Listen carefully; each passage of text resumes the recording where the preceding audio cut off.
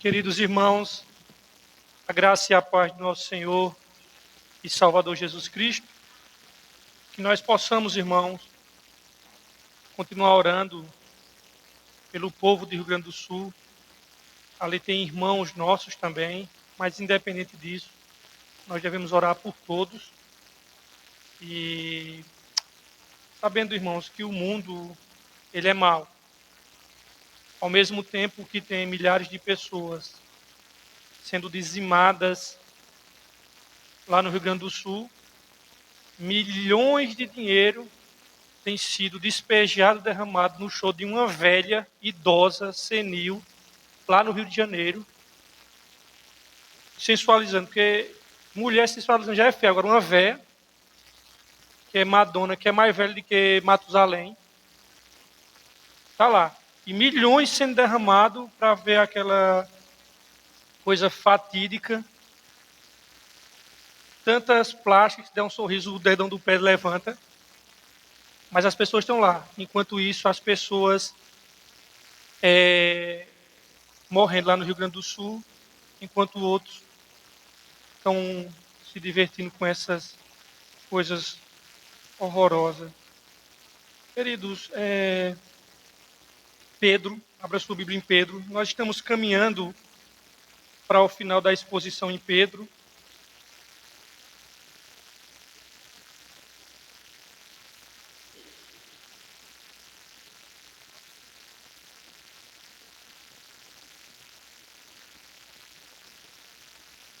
Primeira de Pedro. A alegria de ter Miriam aqui conosco. Deus abençoe, minha irmã. Primeira de Pedro. Vocês sabem que nós estamos desde o ano passado numa série de estudos em Primeira de Pedro. E, irmãos, vocês sabem que nós temos o hábito aqui na nossa igreja de pegarmos um livro inteiro da Palavra de Deus e estudarmos ele verso por verso, não importa o tempo que vai passar. Por isso que nós começamos ano passado, na última semana de maio, entramos no mês de junho e estamos aqui até agora em Pedro e estamos encerrando. Então, nós já estamos indo para o final. Acredito que no máximo nós teremos mais 2 ou 3 pregações em Pedro para nós encerrarmos. E assim que acabarmos primeira de Pedro, aí o que a gente vai fazer? Entrar em segunda de Pedro. Já vizinho vai pegar o embalo. Vamos ler, irmãos. Vocês sabem que eu vou finalizar o que eu iniciei há 2 semanas, que eu iniciei a pregação dos versos 5 aos 7, onde Pedro está falando de humildade. Se antes ele falou da relação dos presbíteros da igreja com a igreja, como é que os presbíteros devem se portar, eles não devem ser donos da igreja, eles não devem ser mercenários, por isso que Pedro diz, não por torpe ganância. E Pedro diz também que eles não podem governar a igreja de Cristo por outra motivação que não seja, e outro modelo que não seja o modelo de Cristo. E aí, nós introduzimos semana retrasada a questão agora da igreja com a liderança. A grande verdade é que esse texto que nós vamos ler agora, ele fala da relação de humildade, tanto com Deus quanto com os outros. Vamos ler. Eu vou ler dos versos 5 aos 7, mas a minha ênfase mesmo vai ser dos 6 ao 7, que para nós fecharmos a porção que nós iniciamos há 2 semanas. 1 de Pedro, capítulo 5, versos 5, todos encontraram?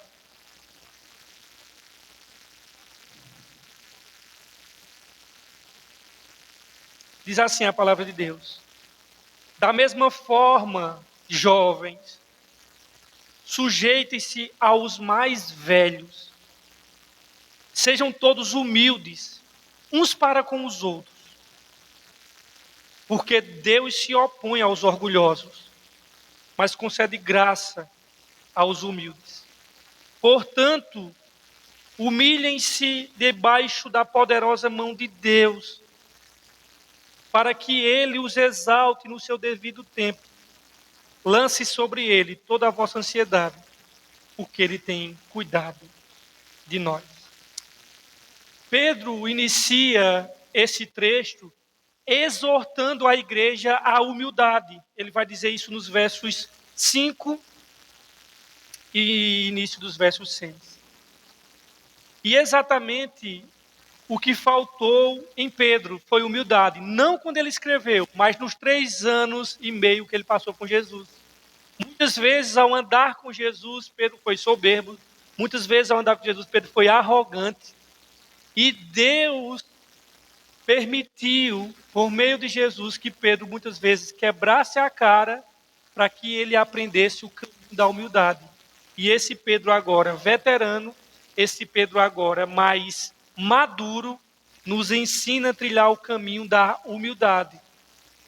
Só que Pedro teve que ser abatido por Deus, por meio de Jesus, para que aprendesse o caminho da humildade. Nós não precisamos trilhar o mesmo caminho, irmãos. Nós possamos submeter e se humilhar debaixo da poderosa mão de Deus, sem que necessariamente Ele precise nos abater. Vocês sabem que Pedro dizia, né? Tudinho aqui pode negar, mas eu, Neco de Pitibiribas, eu não vou te negar, Senhor. E vocês sabem o final da história, antes que o galo cante. Pedrinho negou o Senhor Jesus. E Pedro aprendera com Cristo, irmãos, o que significa cingir-se de humildade. Vocês lembram que no versículo 5, a minha diz assim, sejam todos humildes. A de vocês diz, cingir-vos de humildade. Cingir-vos humildemente, a de vocês diz nos versos 5.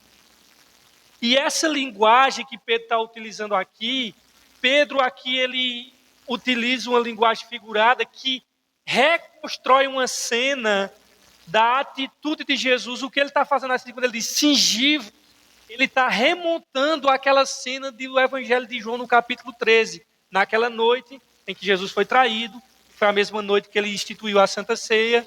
Então, você vai estudar o Evangelho de João, você descobre que o capítulo 13, 14, 15, 16 e 17 de João, aquilo aconteceu numa mesma noite. Às vezes você lê o capítulo 13, aí tem um lava-pés, aí o capítulo 14 ele diz, eu sou o caminho, a verdade e a vida, e vai dizer, né, não se turbe o vosso coração, credes em Deus, crede também em mim, na casa do meu pai há muitas moradas. Aí no capítulo 5 ele fala que é a videira, vós sois os ramos, quem tiver em mim vai dar fruto. E a gente acha que aquilo foram dias aleatórios, foram em momentos diferentes. Não, aquilo foi uma noite só. Aí no capítulo 16 ele fala sobre a vida do Espírito Santo, ele diz, olha, eu vou, mas eu vou mandar outro Consolador. Por que ele fala que é outro Consolador? Porque enquanto ele estava ali, ele era o Consolador dos discípulos. Então, e no capítulo 17 ele faz aquela oração mais longa registrada na Bíblia, que é a oração sacerdotal. Tudo isso aconteceu naquela noite onde ele instituiu a Santa Ceia. Do 13, capítulo 13 de João até o 17, é numa noite só ali. Então, Pedro, quando ele diz assim no versículo 5, cingivos de humildade, ele está remontando aqui aquela cena onde Jesus, naquela noite que ele foi traído, ele se despiu, colocou uma toalha no seu ventre, pegou uma bacia e começou a lavar os pés dos discípulos, fazer uma atitude que era apenas destinada aos escravos da época. Só os escravos, irmãos, lavavam os pés das pessoas. Então, antes que Jesus fosse humilhado pelas autoridades romanas e pela multidão, ninguém precisou humilhá-lo. Ele mesmo se humilha. Começou a lavar os pés dos discípulos.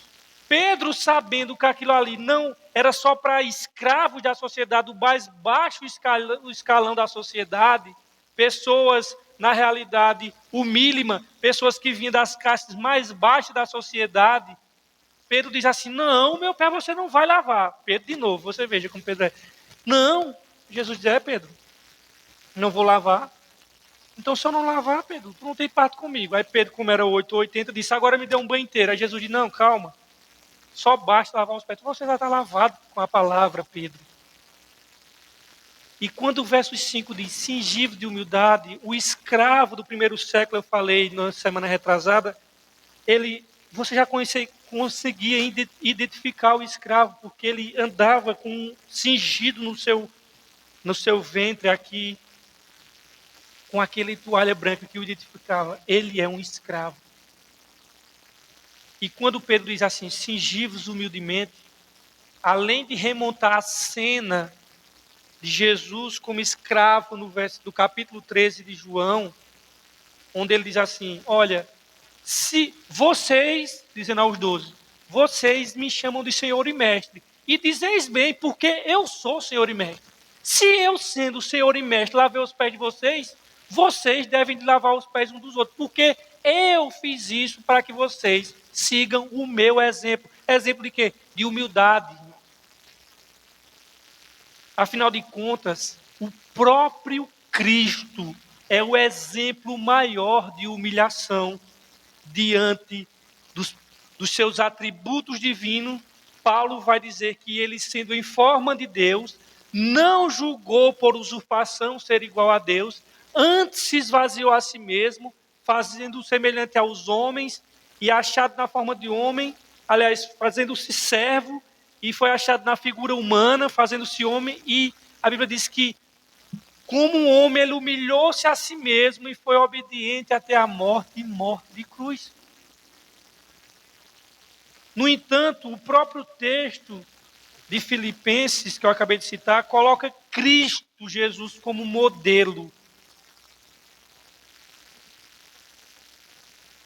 Modelo de humildade.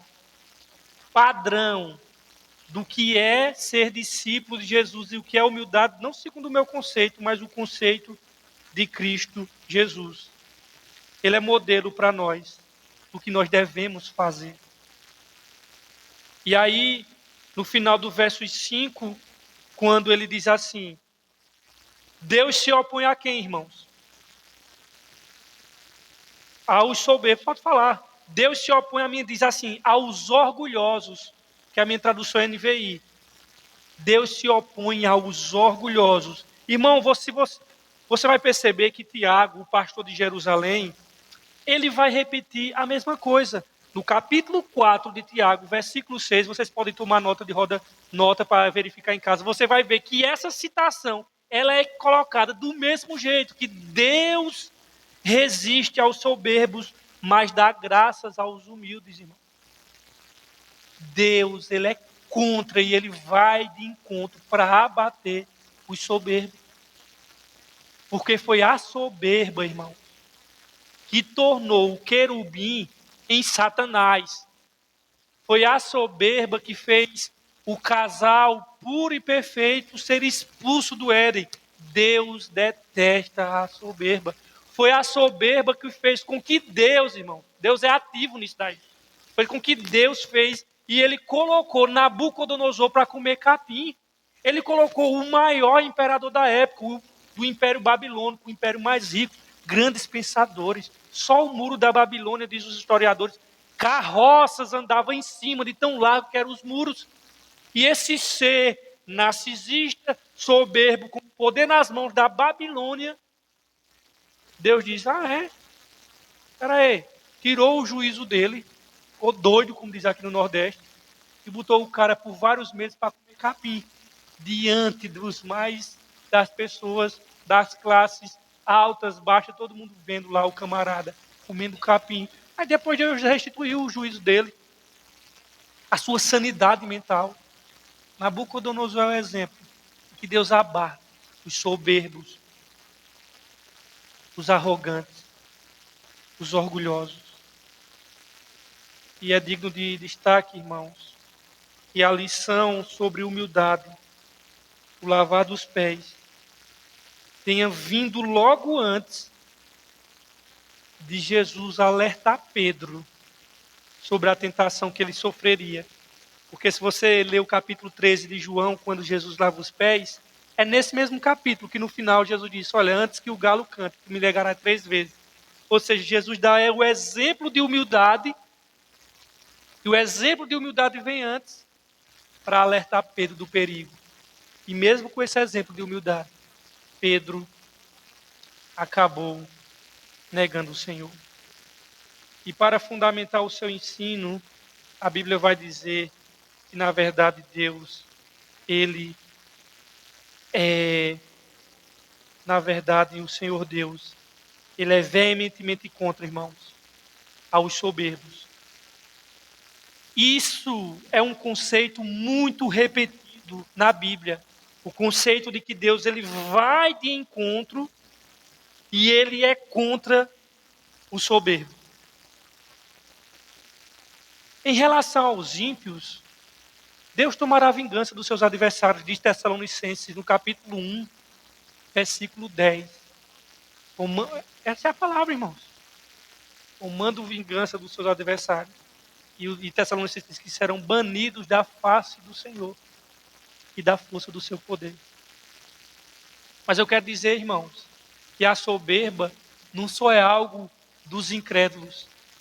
Dentro do povo de Deus, a soberba também tende a assediar os nossos corações. É possível que os remidos, é possível que os santos, os fiéis, recebam algum grau de oposição de Deus quando agem soberbamente. Irmãos, se um filho de Deus, ele começa a trilhar o caminho da soberba, o próprio Deus, irmão, vai abatê-lo. O próprio Deus vai feri-lo para então poder curá-lo. Sabe como é que Deus cura a arrogância de crente? Humilhando e ferindo ele. Por que é que Deus enviou um espinho na carne para Paulo?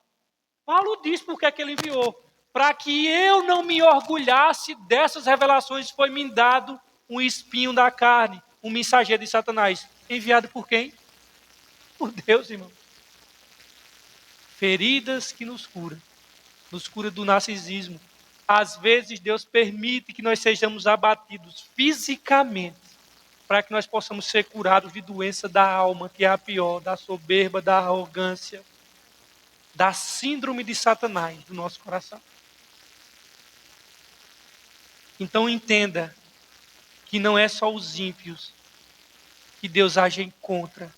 Nos seus próprios filhos, eles podem enfrentar uma certa oposição, não no sentido de eternidade, mas enquanto aqui, Deus desconstruir e destruir os nossos castelos de areia. E Deus sabe como fazer e tocar em pontos que deixam a gente todo desconjuntado. Ele sabe melhor do que ninguém. Ele sabe chegar e dizer, é aqui que eu vou colocar a minha mão, e o castelo de areia, o castelo de cartas dele vai cair. E caindo, eu vou restaurá-lo. Lembre-se, nós servimos a um Deus que fere. Se você fica chocado com isso, então seu Deus não é o da Bíblia. Porque o meu Deus feriu os santos dele no passado e continua ferindo para torná-los humildes, para torná-los parecidos com Jesus, irmão. De acordo com essa passagem, principalmente nessa parte do versículo 5, que diz que Deus se opõe aos orgulhosos, mas dá graças aos humildes. Essa passagem, então, diz que aquele que se curvou diante de Cristo é abençoado com sua graça. Porém, essa graça não é recompensa fundamentada, calcada em alguma nobreza do nosso caráter. Não, não, irmão. Ser humilde não é sinônimo de nobreza, pois o humilde reconhece sua fraqueza e por isso recebe o favor imerecido de Deus. Os gregos, eles não consideravam virtude, não consideravam a humildade uma coisa nobre. Pelo contrário, os gregos, eles tinham a ideia de que humildade era uma coisa deplorável, que humildade era uma coisa que era fraqueza de caráter. Por exemplo, quando você vê um jogador de futebol falando assim, nós temos que ter muita humildade e tal, embora o conceito dele de humildade seja pervertido, mas só o fato da cultura nossa, ocidental, exaltar a humildade, sem que ela saiba, isso foi influência de Cristo. Porque foi Cristo que trouxe no mundo helênico, no mundo grego, a ideia de que humildade é virtude. Porque antes de Cristo, humildade era uma falha de caráter, era uma fraqueza. Porque virtude era ter força, virtude era trucidar, virtude era não deixar barato, virtude era passar por cima e degolar o pescoço. E Cristo diz, não. Na verdade, Cristo mostra que a humildade é uma virtude. E uma coisa que nós devemos entender, irmãos, é que humildade não é uma coisa inerente ao nosso coração. Desde a queda, nós somos inerentemente soberbos. Foi inoculado em nossa veia o veneno letal da antiga serpente. Nós não somos inerentemente humildes, irmãos. Então, por isso que sempre desconfie de uma pessoa que rapidamente se acha humilde. Porque humildade é uma qualidade que quando você descobre que tem, você acabou de perdê-la. Porque o humilde nem se vê humilde. No momento que ele diz, eu sou humilde, já não é mais. Já não é mais. E queridos irmãos, como os gregos não consideravam humildade uma virtude, entenda que humildade, este conceito, é um conceito cristão que envolve reconhecimento da nossa impotência. E de um espírito de dependência de Deus. Sabe por que muitas vezes nós não somos humildes? Porque nós nem sequer somos dependentes do nosso Deus. Nós fazemos as coisas sem depender do próprio Deus. E isso já é uma atitude de não alguém que não é humilde. E às vezes a gente pensa que uma pessoa que se diminui aos seus próprios olhos, aliás, uma pessoa que se amaldiçoa, sempre fala dela, mesmo se amaldiçoando, ainda não é humildade isso, porque ela está pensando nela como centro. Porque humildade nem é pensar em si. Agora, quem se diminui aos seus próprios olhos, dá sinais de crescimento. O próprio Jó, depois de sua tribulação, no capítulo 42, versículo 6, ele diz, diante de ti, Senhor, eu me abomino no pó e na cinza. Essa relação com Deus, irmãos, é essencial para que nós possamos compreender o que é humildade de verdade e corretamente nós corrigirmos concepções equivocadas de humildade. Porque o que é que o senso comum diz que é humildade? Parece que humildade é alguém assim, coitado de mim, meu Deus, eu sou um coitadinho. Não, o nome disso é frescura. Frescura o nome disso. Humildade não é dar uma de coitado, irmãos. Não é isso. Tem muitas pessoas que ficam se autodepreciando e isso nada mais que é soberba. Você sabe, por exemplo, você quer saber como alguém nem se conhece, é quando alguém diz, meu Deus, eu jamais imaginava poder cometer uma coisa dessa. Isso é soberbo, irmãos, porque ele está atenuando a depravação que ele é. Tu não deve ficar surpreso, não. Isso é tu mesmo, brother. Está surpreso por quê? Então, quando um diz, meu Deus, eu jamais imaginava fazer isso. Então tu tem uma visão otimista acerca de tudo. Tu está surpreso disso? Não é para tu estar surpreso. Aí você vê também o âmago dele que ainda achava que era alguma coisa. Ainda há soberba nisso. Ou mesmo que uma pessoa diga, eu sou uma desgraça, eu não vejo para nada. Ainda o eu está em jogo. Sem que ele perceba isso. Humildade é não pensar em si, irmãos. É pensar mais no outro do que em si. Por isso a humildade só é evidenciada de maneira concreta quando os outros se tornam o nosso foco, e não nós. Por isso que o cara pode dizer que ele é uma desgraça, que ele não presta, que ele não sei o quê, que ele é uma bactéria. Ainda não é sinal de humildade. Pode ver que ainda quem está no centro é o eu, mesmo que ele esteja se depreciando. Isso não é humildade. Qual é a evidência concreta e clara que é humildade? É quando os outros... É impressão minha ou... Voltou? É quando os outros tornam-se o nosso foco. E quando eu falo os outros, tanto Deus quanto o próximo é o nosso foco e não nós.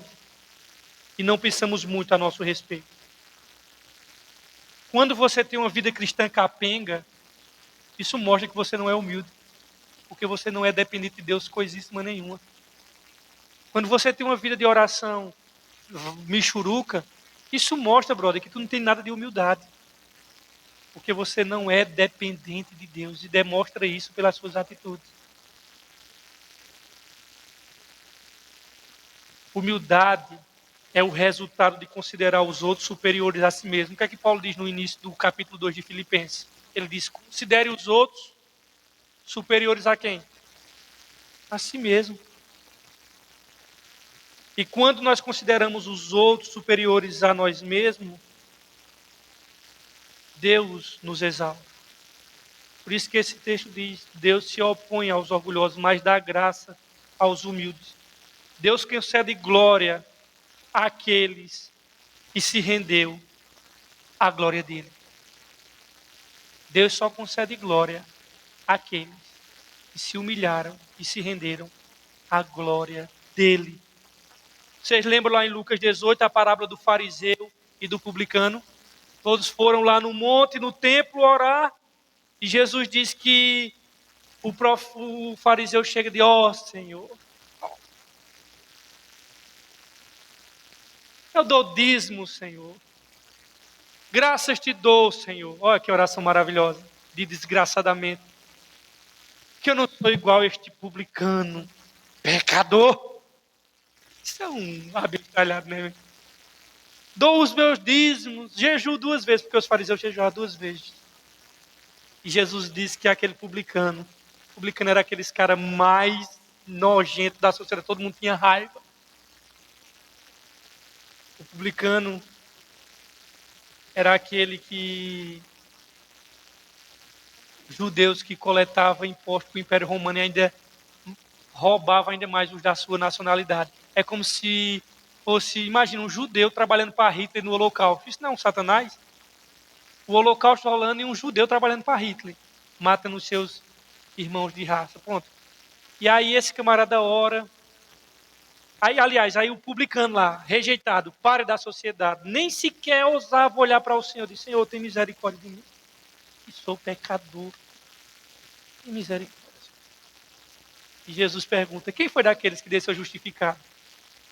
E aí ele termina dizendo que aqueles que se exaltam serão humilhados. Mas aquele que a si mesmo se humilha será exaltado. Não é esse deturpação do ditado popular. Os humilhados serão exaltados. Não está escrito isso aqui não, irmão. Só se for no livro Santa Heresia, porque na Bíblia não está não. Os humilhados serão exaltados. Onde é que está escrito? A minha Bíblia diz que os que se humilham serão exaltados. O cara lá, um mau funcionário, só apronta, o patrão dá uma roxa. Ele, tem nada não, os humilhados serão exaltados. Não, macho, tu merece mesmo. Nada a ver não. Os que se humilham serão exaltados. Cristo fez isso. E foi exaltado. E aqueles que se humilham debaixo da poderosa mão de Deus, a Bíblia diz que no tempo devido, Deus os exaltará. Deus revelou ao profeta Isaías que o homem para quem eu olharei é este. Quem é o homem que Deus olha? Ele diz, o aflito e o abatido de espírito. E ele termina dizendo, e o que treme da minha palavra. Sabe para quem que Deus olha com compaixão e misericórdia? O homem que olharei é este, o aflito e abatido de espírito e que treme da minha palavra. Isaías 66, 2. Mãos, Deus se agrada do humilhado de espírito por causa da palavra expondo os seus pecados. O orgulhoso, o orgulho, irmãos, do sucesso pede uma recompensa. E o orgulho da autocomiseração pede consolo. Só que a humilhação voluntária, a pessoa mesmo se humilhar, é muito melhor do que a pessoa ser humilhada. Entenda bem. Humilhação voluntária é melhor do que ser humilhado por Deus. Cristo é o exemplo de humilhação voluntária. E essa humilhação voluntária que é recompensada com exaltação. Ou seja, é melhor ser humilde do que ter que ser humilhado. Pedro, ele teve que ser humilhado, mas nessa noite ele escreve uma carta a nós, nos ensinando a nos curvarmos voluntariamente. Agora você escolhe, irmão. Se você quer se humilhar voluntariamente, ou quer trilhar o caminho da soberba, e Deus mesmo ser aquele que vai lhe humilhar. Irmãos, não caia, porque Deus sabe deixar a gente com a cara na terra. Eu acho interessante os amigos de Jó, diz assim: porventura é sabedoria, alguém contendeu até hoje com Deus Todo-Poderoso e teve paz? Irmãos, Deus vai nos humilhar quantas vezes Ele quiser nessa terra para nos tornar parecidos com Jesus. Isso é um fato, irmão. E o que os crentes perderam de vista é que quando o tufão das circunstâncias, o furacão Katrina, começa a revendavar ele sempre olha ou o pecado que ele cometeu, ou ele bota a culpa no mundo ou nos incrédulos, mas poucas vezes ele diz: Senhor, talvez chegou a hora do Senhor tratar comigo. Eles perderam essa noção, e que muitas vezes é o próprio Deus, não tem nada a ver com Satanás, não tem nada a ver com o mundo, com os ímpios, é Deus querendo tratar com você, meu querido. Não necessariamente porque você esteja em pecado, porque Jó não estava em pecado. É porque Deus queria fortalecer as musculaturas espirituais suas, ou fazer você ser catapultado para percepções espirituais que você não tinha antes. Porque Jó, antes da tribulação, ele não estava em pecado. No entanto, Deus disse: ai, Satanás, o mensageiro de Deus lá, mexe nele. O mesmo mensageiro que nocateou a cara de Paulo, nós não sabemos que espinho na carne é esse. Mas o fato é, irmãos, que Deus ele tem um caminho na tormenta, diz o profeta. E Ele vai fazer o que Ele quiser para nos tornar parecidos com Jesus. E Deus sabe que ao longo da vida cristã, nós começamos a erguer e erigir ídolos no altar do nosso coração. Uma palavra aqui sobre idolatria não sai. Preguei, o Espírito Santo convence, mas não sai. Às vezes, irmão, só Deus nos lançando na chama do ourives é que vai eliminar coisas dentro do coração que só o fogo da aprovação é capaz de eliminar. Glória a Deus por isso, irmãos. Louvado seja Deus. Porque aquele que Ele justificou, Ele santificou e Ele vai glorificar, irmãos. Nem que Ele seja necessário nos lançar na chama ardente várias vezes. Verso 6. Agora vai começar a pregação. Meu irmão, é assim. Portanto, humilhem-se debaixo da poderosa mão de Deus, para que Ele os exalte ao seu tempo. Depois de falar sobre humildade no plano horizontal, Pedro menciona agora a necessidade de humildade no plano vertical. Veja que ele estava falando aqui, horizontal, presbíteros com a igreja com os irmãos, mas agora ele está dizendo assim, olha, humildade é aqui, diante dele. Vertical. Aqueles que se humilham diante de Deus serão exaltados por Ele. Mas os que se exaltam serão humilhados. O fariseu descobriu isso. Irmãos, vocês percebem que nos versículos 6 ele diz assim: portanto, humilhem-se debaixo da poderosa mão de Deus, para que Ele exalte vocês no tempo de vocês. É assim que está escrito. É no qual tempo que Ele vai exaltar? No quê? Não entendi. No tempo de Deus, ou seja, o texto diz assim: no tempo devido. Irmãos, ou no tempo oportuno, né, dependendo da tradução. Deus nunca exalta uma pessoa até que ela esteja pronta para isso, no seu devido tempo, no tempo determinado. Primeiro cruz, irmão. Depois coroa. Foi assim com Jesus e é assim com nós também, irmão. Primeiro sofrimento, depois glória. Paulo diz isso lá em Romanos.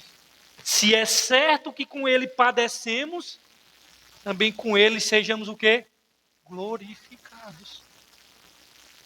Depois de Pedro falar que Deus concede graça àquele que é humilde, e traz mais um motivo para que eles fossem humildes. Veja como se é maravilhoso. Ele poderia ter dito no versículo 6, portanto, humilhe-se debaixo da mão de Deus, porque vocês não são nada. E ele está certo mesmo, nós não somos nada. Porque ele é o Criador de todas as coisas, e vocês são pó, vocês não são nada. Estava certo ele ter dito isso. Mas não é isso que ele fala para a gente. Mesmo que isso seja verdade, não é isso que ele fala para a gente. Ele diz, humilhe-se agora, para que em tempo oportuno ele exalte vocês. Deus faz uma promessa aqui para nós, irmãos. Isso é uma promessa para a igreja. E Pedro aqui, ele está ecoando mais uma vez as palavras do Senhor Jesus, que foram registradas lá em Mateus 23, 12. Que ele disse a si mesmo, que ele disse que quem a si mesmo se exalta será humilhado, e a quem si mesmo se humilha será exaltado. O tempo oportuno que ele fala aqui, no seu devido tempo, é o tempo certo que Deus vai exaltar todo aquele que se humilhou debaixo da sua mão poderosa. Claro, o ato de nos humilhar não é uma barganha, né? Eu vou me humilhar aqui porque lá na frente eu vou receber de Deus. Não, irmãos, aqui a gente não está na Universal, não. Não é barganha com Deus, não. Eu vou me humilhar agora porque daqui a pouco eu vou conquistar algo. Não, não. Quem se humilha debaixo da poderosa mão de Deus é porque crê que Deus vai exaltar. Já sabe, eu não preciso ficar barganhando com Deus. Eu já sei que Ele vai exaltar. E apenas é uma comprovação daquilo que a gente crê. O peregrino, o forasteiro, que é o remido, que é o salvo, que crê em Jesus Cristo, ele sabe que sua glória não vem de si mesmo, ela vem do Senhor. Ele sabe que a sua glória também não é esta glória aqui na terra, de coisas efêmeras, passageiras, miragem. Ele sabe que a glória e a exaltação, ela é eterna. Então ele se humilha sob a poderosa mão de Deus, confia nele, descansa no Senhor e sabe que no tempo oportuno ele vai ser exaltado. E Pedro aqui diz que vai ser exaltado pela poderosa mão de Deus. E ao dizer isso, ele traz aqui a ideia do Antigo Testamento. Essa ideia de poderosa mão de Deus sobre o povo de Israel, protegendo, guardando o povo de Deus. Vocês sabem que desde o Êxodo ficou claro para o povo que se não fosse a mão de Deus, eles estariam o quê? Perdidos. Isso ficou muito claro para os judeus. Moisés mesmo diz, isso em Deuteronômio 26:8, ele diz, o Senhor nos tirou do Egito com mão forte e o quê? Poderosa. Um braço forte ele nos tirou de lá. Com um braço estendido e com grande espanto, com sinais e milagres. E foi assim que durante toda a história do povo hebreu, do povo de Deus, quantas vezes, irmão, o povo de Deus, na antiga aliança, se viu enrascado e falou, dessa vez a gente não vai sair vivo, não. A gente não vai escapar. E estava lá quem? A mão soberana de Deus, a mão forte e poderosa sobre eles. Irmãos, me diga como é que a pessoa escapa. Lá vem os cavaleiros de Faraó, tudo para matar, do lado esquerdo e direito, montes íngremes, não tinha como subir mais. E na frente o mar. Onde é que vai? Se correr o bicho pega, se ficar o bicho come. Bem novinha essa, foi inventada ontem. Se recuar, o que é que escapa? Só escapa olhar para o céu e clamar ao Senhor. E o Senhor faz o quê? Abre o mar. Irmãos, nos momentos mais adversos, estava a mão de Deus sobre eles, preservando. Mesmo nos momentos mais difíceis da história, estava lá a mão de Deus. Porque se não fosse a mão de Deus, não sobrava um. Não sobrava ninguém. Eu quero dizer, irmãos, que essa mesma mão, do relato que eu acabei de falar, ela está sobre aqueles que se humilham. Sobre o povo dele, sobre a igreja de Cristo. A poderosa mão de Deus está. E essa mesma mão, irmãos, ela é maravilhosa, porque ela é poderosa de Deus. A mesma mão que derruba os soberbos é a mesma mão que levanta os humildes. E ao longo da história, você vê essa mão invisível derrubando líderes poderosos, exaltando, derruba, exalta. Derruba e exalta. Derruba soberbo, exalta humilde. Derruba soberbo. Ao longo da história foi assim, e não mudou e vai continuar até os séculos. Maria, mãe do Salvador, reconheceu essa mão. Você veja, por exemplo, nesse relato que eu acabei de dizer lá do povo de Israel no Mar Vermelho. Os cavaleiros de Faraó, irmãos, foram engolidos, mortos. E é uma coisa que a gente fica... Foi Deus, irmão, matou eles. Qual é o problema? Às vezes a gente esqueceu disso. Ali, Deus deu graça ao povo de Israel. E matou os adversários. E é assim que funciona. Não tem problema nenhum. Tem crente hoje que parece que Deus é emo. Fica assim, chocado, Deus não pode fazer isso. Cara, pelo amor de Deus, tem que crer. Não lê Bíblia não, brother. Não lê Bíblia. E Maria reconheceu isso. Esse movimento de humilhar, de derrubar e de exaltar. Maria reconheceu isso no seu canto. Se vocês podem tomar nota de rodapé, no capítulo 1 de Lucas, versículos 51 e 52, Maria em seu cântico, quando ela recebe do anjo a promessa de que ela seria mãe do Salvador do mundo, ela diz e canta ao Senhor, ela diz assim: o Senhor agiu, Maria diz, o Senhor agiu com seu braço valorosamente. E Maria diz, olha, ele dispensou aqueles que no coração alimentavam pensamento soberbo e derrubou dos seus tronos poderosos e exaltou os humildes. É muito bonito esse canto de Maria. O próprio Jesus Cristo é uma prova cabal dessa verdade. Veja onde ele nasceu. Se ele nasceu numa família opulenta, de uma linhagem real, que era poderosa à vista dos homens, não. Veja de quem ele nasceu, não só onde ele nasceu numa favela, num sítio, numas brenhas. E até Natanael disse assim, pode vir alguma coisa boa de Nazaré? Vem não, irmão. Veio o Salvador do mundo. Foi Deus que quis que ele nascesse ali. Não foi aleatório, Deus falou, ele vai nascer ali. Aliás, Nazaré não, né? Em Belém. Mas onde ele vai se criar em Nazaré, vai ser chamado Nazaré. E aí o que é que acontece, irmãos? Veja de quem ele nasceu, onde ele nasceu. Veja como é que ele nasceu. Não tinha lugar para nascer. Nasceu junto com os animais. Todo mundo aqui teve um nascimento mais digno do que Jesus. Já pensasse isso, irmão? Isso aqui é humilhação, viu? Humilhou-se sob a poderosa mão de Deus. Humilhar-se sob a poderosa mão de Deus, queridos, é reconhecer diante do Senhor, Senhor, eu não posso me salvar, mas o Senhor pode. Senhor, eu não controlo as circunstâncias, mas o Senhor controla. Por isso, Senhor, que eu confio em Ti e descanso em Ti. É por isso que Pedro faz essa junção dos argumentos de se humilhar no verso 6 e o que ele vai dizer agora no verso 7. De lançar sobre ele a nossa ansiedade. Vamos lá para o verso 7 para nós fecharmos. Lancem sobre ele toda a sua ansiedade, porque ele tem cuidado de vós. O verso 7 aqui, irmãos, apresenta uma forma de humilhar-se perante o Senhor. Como é que eu me humilho diante do Senhor? Irmãos, ele não quebrou o assunto, aqui é uma oração subordinada. Ele está ligando o humilhar-se com o lançar. Eu me humilho perante o Senhor, irmãos, lançando sobre Ele toda a minha ansiedade.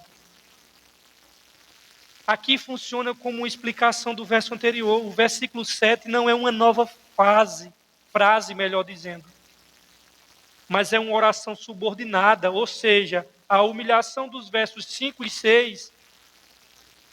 Se lançar nossa ansiedade é uma forma de humilhar-nos. Se, irmãos, se eu lançar a minha ansiedade diante do Senhor é uma forma de humilhar-nos, então permanecer ansioso é uma forma de orgulho. Esse conceito pode parecer estranho. Como eu permanecer ansioso é uma forma de orgulho? É isso mesmo. Sabe por quê, irmãos? E eu posso dizer isso com propriedade. A ansiedade, ela expressa um desejo de ter mais controle do que se pode ter. Pode perceber. Uma pessoa demasiadamente ansiosa, ela está querendo controlar algo mais do que ela pode ter. E ela também se deleita e descansa. Ela não se deleita e não descansa em Deus do que deveria fazer. Não se deleita em Deus como deveria se deleitar. Não descansa em Deus como deveria descansar. Portanto, o soberbo, ele precisa livrar-se de suas ansiedades. Porém, só é possível livrar-se da ansiedade fazendo o quê, irmão? Colocando os nossos fardos e pesos e preocupações diante de Deus. Dizer, Senhor, eu não posso me preocupar com o que eu não controlo. Se eu não controlo, por que é que eu vou me preocupar com o que eu não controle? Senhor, eu não quero andar com essa soberba de querer controlar, eu quero lançar-se diante do Senhor.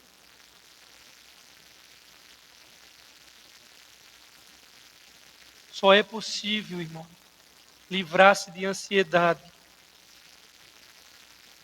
quando se tem alguém para carregar os nossos cuidados e preocupação. E você tem. Você tem alguém. Eu tenho alguém que pode carregar os seus cuidados e suas preocupações. E, aliás, esse alguém controla tudo.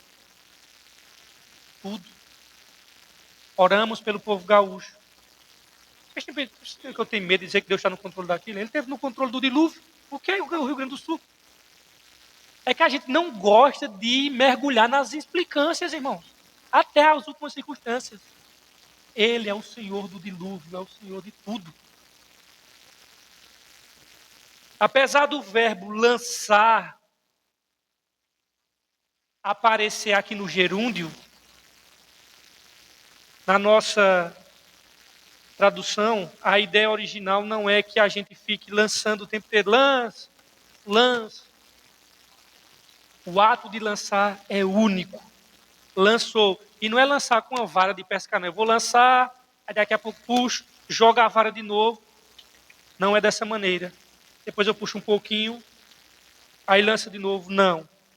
É como lançar uma rede, uma tarrafa, arremessar de maneira intencional algo para longe de nós.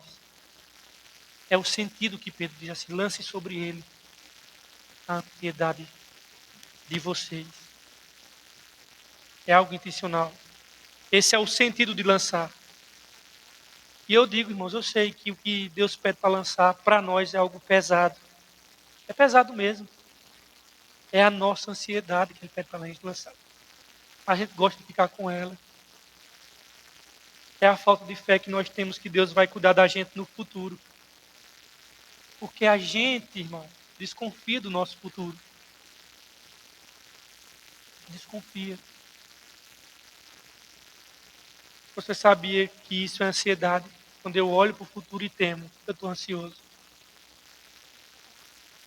No termo original, ansiedade mostra bem claramente que é a ser atraído por várias direções, por direções diferentes direções.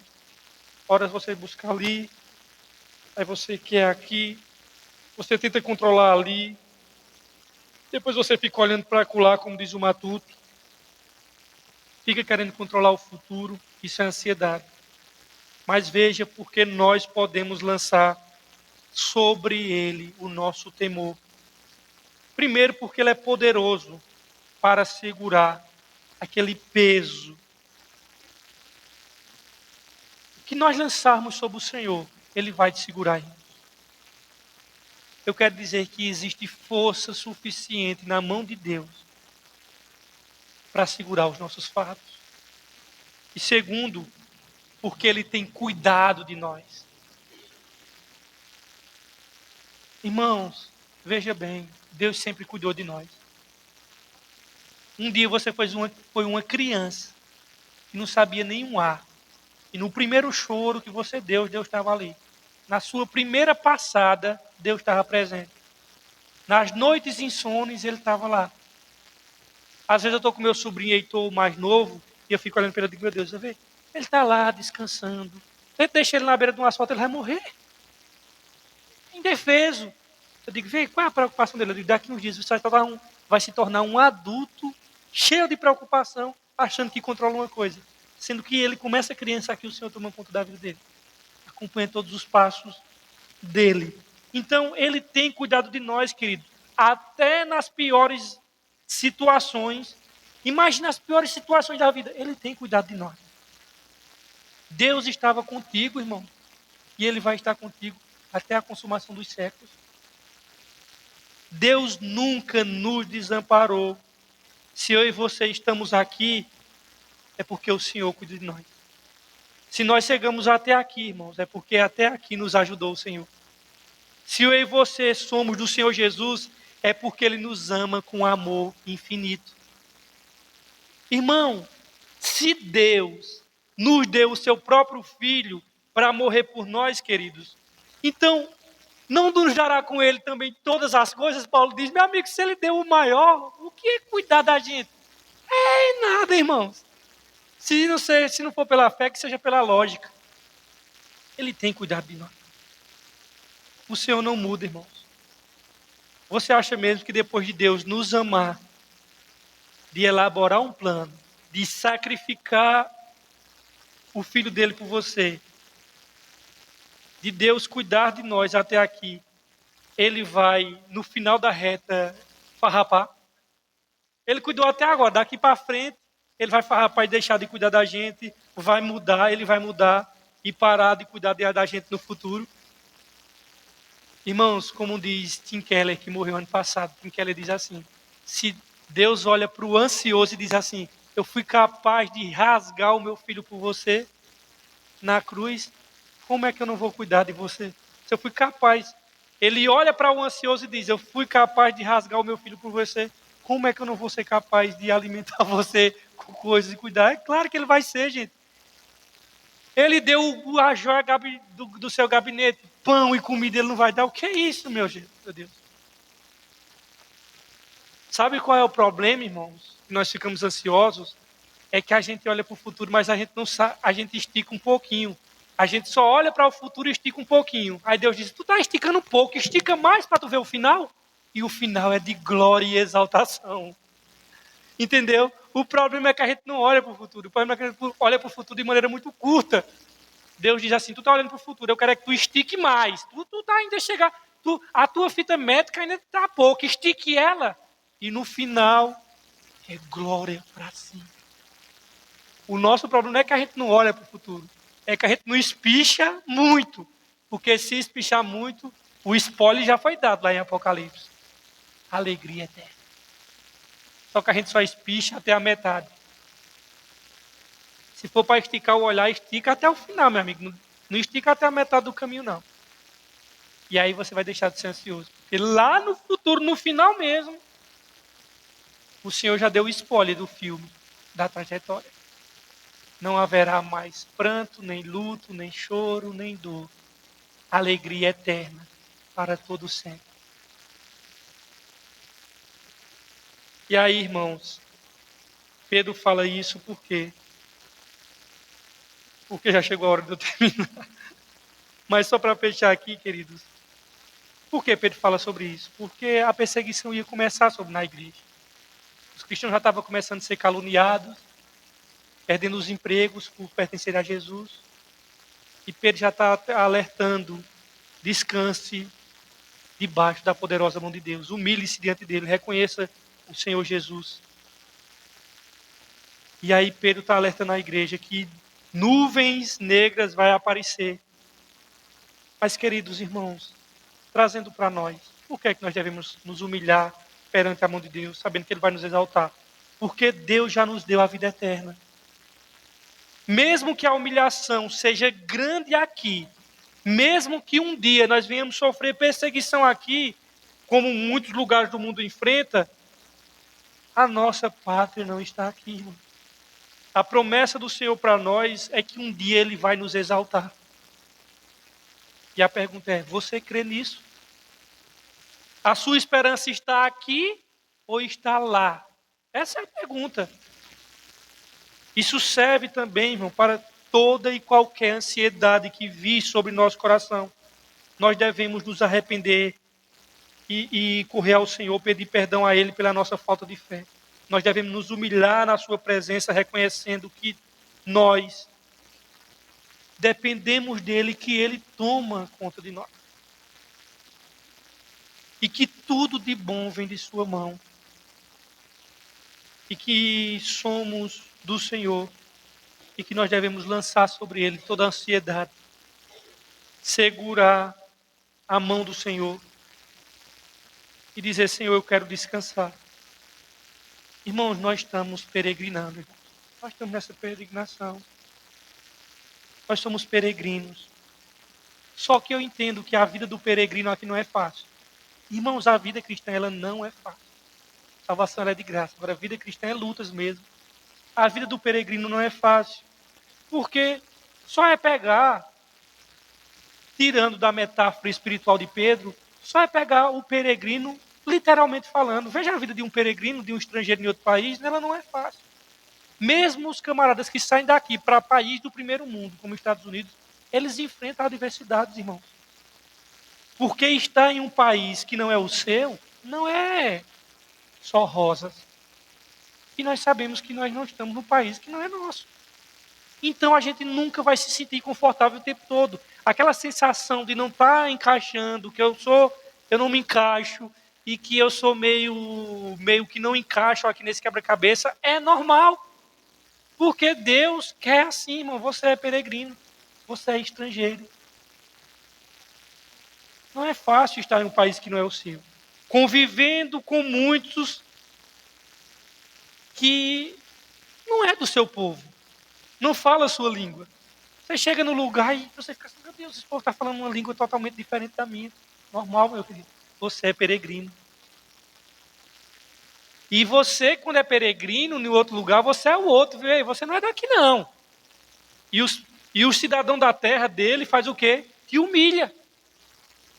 Então você conviver com pessoas que te vê inferior, que te humilha.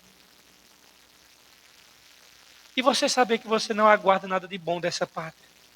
E ansiar pela sua pátria, pela terra que um dia virá. Viver como peregrino não é só se considerar uma pessoa humilde. É ser uma pessoa humilde de verdade. É olhar para as pessoas ao seu redor e não se considerar superiores a elas. E essas pessoas olham para você e se consideram superior a você. Ser peregrino é submeter-se à palavra de Deus e confiar que Ele tem cuidado de você. Mesmo que tudo ao seu redor diga ao contrário, mesmo que diga ao contrário para si mesmo, mesmo que o seu coração diga: eu acho que Deus não está cuidando de mim, não. Pelo menos agora Ele não está cuidando, não. Confie humildemente, de verdade. E haja com mansidão. Mesmo que as circunstâncias digam ao contrário, Deus está, irmãos, cuidando de você. Jesus, sendo Deus, não teve por usurpação ser igual a Deus, mas esvaziou-se a si mesmo. E foi obediente até a morte e morte de cruz. Um dia, irmãos, nós seremos tirados desse mundo que está em estado de putrefação, que está se acabando. Que desde a queda do Éden não conhece outra coisa senão morte, tragédia, desgraça, fome, injustiça, morte, tragédia. O sino, o disco quebrado só toca essa canção, irmão. Morte, morte, morte, morte. Nós não sabemos outra realidade que não seja essa. O Cristo de Deus virá para trazer outra realidade. E por isso, irmãos, nós podemos descansar nele. E esse Cristo que se vestiu de miséria nos chama a trilhar o caminho da humildade. Não é esse o carpinteiro? Não estão entre nós aqui sua mãe, seus irmãos? Isso foi uma pergunta, irmãos, de 10 dentes. Por quê? Porque Isaías disse que ele era o mais desprezado dentre os homens. Não esqueça, irmão. É a esse Senhor que nós seguimos, um Senhor humilhado. Quando a soberba bater a porta do seu coração, você não é seguidor de um presidente, de um rei. Você é seguidor de um rei que se vestiu de miséria e que pede aos seus discípulos que trilhem esse mesmo caminho. Por isso que um arrogante seguir a Jesus é uma contradição de termos. Porque como é que pode o arrogante e o soberbo servir aquele e seguir aquele que era humilde e manso de coração? E o que Jesus diz quando era humilhado? Ele em troca pregava o evangelho, as boas novas da salvação. Creu e se arrependa. Jesus foi obediente ao Pai até o ponto de entregar-se para morrer de maneira mais humilhante possível por amor a nós. Sabendo de tudo isso, irmãos, você prefere ignorá-lo, lutar contra Deus e ser destruído na sua soberba, ou você vai se despir e se vestir de Jesus? Se vista de Jesus, irmão. Se vista de humildade. Humildade aqui na igreja, humildade dentro de sua casa, no seu trabalho. Seja humilde. Sabendo que de si mesmo, sem a mão do Senhor, você não consegue. E aí você vai receber a graça de Deus e aguardar a glória que te espera. Ouça o chamado de Jesus para você nessa noite, onde ele diz: vinde a mim, todos vós que estáis cansados e sobrecarregados, e eu vos aliviarei. Tomai sobre vós o meu jugo e aprendei de mim, que sou manso e humilde de coração, e achareis descanso para a vossa alma. E aí você vai experimentar essa roupa, se vestir. E quando você se vestir dessa roupa, eu quero dizer que essa roupa vai ficar muito bem em você. É a roupa da humildade. Que Deus te abençoe. Amanhã teremos a nossa Santa Ceia. Esteja aqui. A palavra está com o nosso irmão Jefferson.